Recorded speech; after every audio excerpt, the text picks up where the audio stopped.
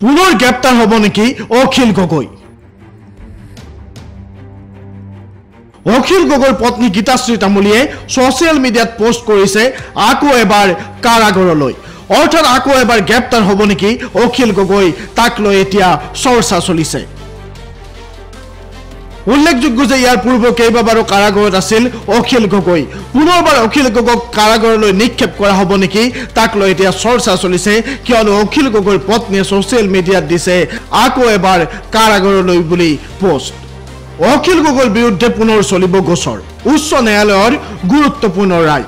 মাওবাদীৰ সৈতে জড়িত থকাৰ অভিযোগত অখিল গগৈৰ বিৰুদ্ধে পুনৰ গোচৰ চলিব এই গুৰুত্বপূৰ্ণ ৰায় প্ৰদান কৰিছে উচ্চ ন্যায়ালয়ে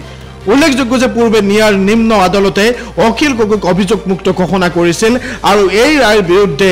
নিয়া কাষ চাপিছিল উচ্চতম ন্যায়ালয়ে গুৰুত্বপূৰ্ণ ৰায় প্ৰদান কৰি কৈছে যে অখিল গগৈৰ বিৰুদ্ধে যি অভিযোগ আছিল মাওবাদীৰ সৈতে জড়িত থকাৰ সেই অভিযোগৰ ভিত্তিত পুনৰ গোচৰ চলিব আৰু নিম্ন আদালতত হ'ব এই গোচৰৰ শুনানি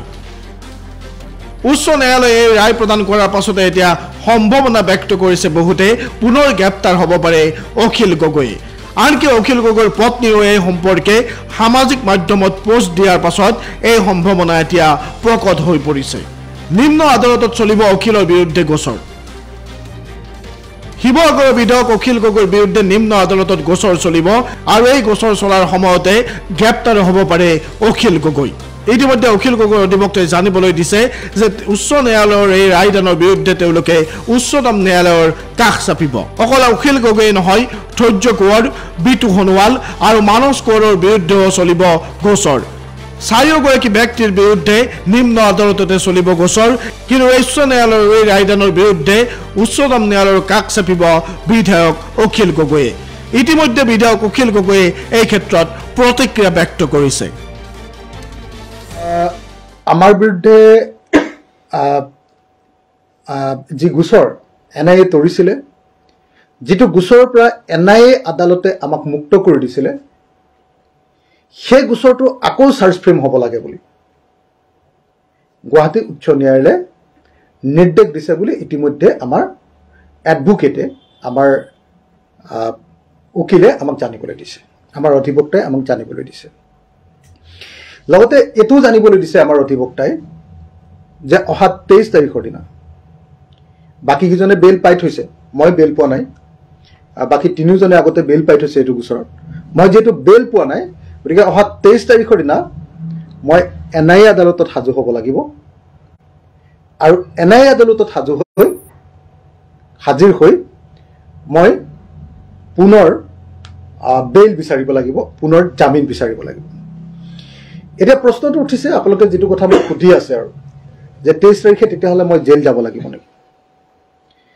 23 তাৰিখে মই জেল যাব লাগিব কাৰণ 23 তাৰিখে মই জামিন আবেদন দাখিল কৰিম জামিন আবেদন দাখিল কৰাৰ পাছত সেই জামিন আবেদনৰ ওপৰত শুনানি হ'ব আৰু নিশ্চিতভাৱে সাগে যেটো মই কম্প্ৰমাইজ কৰা নাই গতিকে নিশ্চিতভাৱে আকৌ চৰকাৰে আকৌ এনআইএ আমাৰ জামিন নাকচ কৰিব লাগে বুলি আকৌ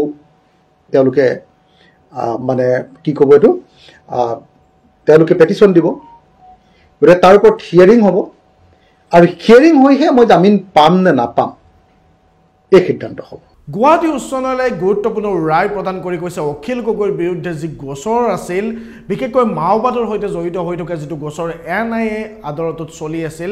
সেই গোচৰ পুনৰবাৰ চলাৰ বাবে গুৱাহাটী উচ্চ ন্যায়ালয়ে ৰায় প্ৰদান কৰিছে আৰু এই ৰায় প্ৰদান কৰাৰ পাছতে এতিয়া প্ৰশ্ন উত্থাপন হৈছে পুনৰবাৰ গ্ৰেপ্তাৰ হ'ব নেকি অখিল গগৈ ধন্যবাদ চাই থাকিব প্ৰাগ নিউজ ডিজিটেল